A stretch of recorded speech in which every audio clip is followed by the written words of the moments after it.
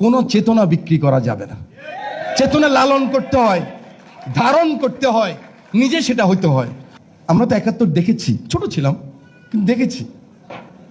সেটা তো আওয়ামী লীগই নষ্ট করছে। কথার সাথে ৭১, কথার সাথে ৭১, আমার মারতেছে ওটাও ৭১-এর চেতনা, চুরি করতেছে ৭১-এর চেতনা। শেখ মুজিব থেকে আরম্ভ করে ১০০ জনের নামে শুধু লাভ হয়েছে ভাই, একদিনই শেষ হয়ে গেছে গা। আমি আপনি করলে সেটাই তো হবে। কোনো চেতনা বিক্রি করা যাবে না। চেতনা লালন করতে হয়, ধারণ করতে হয়, নিজে সেটা হইতে হয়। আমি এখানে বক্তৃতা করলাম, আমার বক্তৃতার সাথে আমার কর্মের মিল নাই। আপনারা আরেকদিন শুনলেন যে নিজাম সাহেব তো টাকা পয়সা চায়, লাভ হইলো কি? ফ্রাস্ট্রেটেড হয়ে যাবেন। অতএব জুলাইয়ের চেতনা যারা লালন করবে ওরা অ্যাঞ্জেলের মতো থাকতে হবে।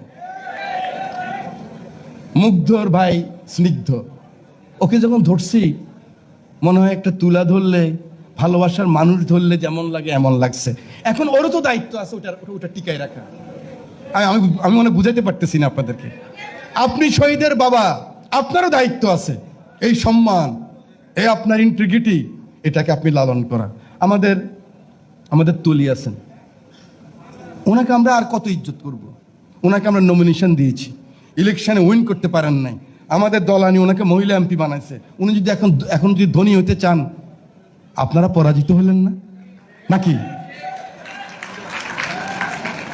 আপনি পরাজিত হয়ে গেছেন। আমাকে বকা দিয়ে লাভ নাই, আমাকে সরকার থেকে নামাই দিবেন, কোনো অসুবিধা নাই। কিন্তু আপনি চিন্তা করেন আপনার ইন্টিগ্রিটি আপনি ঠিক রাখতে পারছেন কিনা, আপনার অনেস্টি, আপনার ট্রান্সপারেন্সি। আপনি ক্ষুদ্র হলে তো ট্রান্সপারেন্সি আছে। একজন গরিব মানুষ সে যদি হাতটারে এরকম না করে, সে কি ধনী না বড় লোক আপনি জানেন? আপনার অ্যাকাউন্ট যেমন জানেন না যে রূপায়ণ গ্রুপ ধনী মানুষ বসে আছে, হ্যান্ডসাম ইয়াং বয়, ওনার কি আছে আমি কি জানি, আমার কি আছে উনি কি জানি। ওনার থেকে আমি ফোন করে টাকা চাইলে না গরিব, আর না আমি কি ডাল দিয়ে ভাত খাইছি, আমার ছেলে মেয়ে আজকে বেতন দিতে পারছি না পারছি, আমি তো ওনার কাছে গরিব না, কোনো সাহায্য চাই না ওনার কাছে। বাংলাদেশের সব বড় লোক আমার বন্ধু, কোনো ভোটে 4 বার ভোট করছে, কারো কাছ থেকে ফোন করে নাই আপনাদেরকে বলে গেলাম একটু সাহায্য করবা বন্ধু, নিজের গর্ব করি নাই, আপনাদেরকে ইন্সপিরেশন দিচ্ছি।